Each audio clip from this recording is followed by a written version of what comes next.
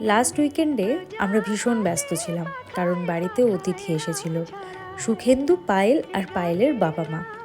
সুখেন্দু হলো সুমন্তর মেজ জীবনের বন্ধু, আর পায়েল সুখেন্দুর সহধর্মিণী। কাকু কাকিমা সহ পায়েল আর সুখেন্দু ঝাড়গ্রাম এসেছে প্রকৃতি উপভোগ করার জন্যে, আর সেই সুযোগে আমরাও ডেকে নিয়েছিলাম রাতে একদিন খাওয়ার জন্য।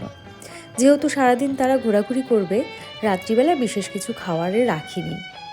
হঠাৎ করে যখন খুব কাছের বন্ধুর সাথে দেখা হয়ে যায়, গল্প যেন শেষই হতে চায় না। ঠিক এমনই হয়েছিল এই দুই বন্ধুর।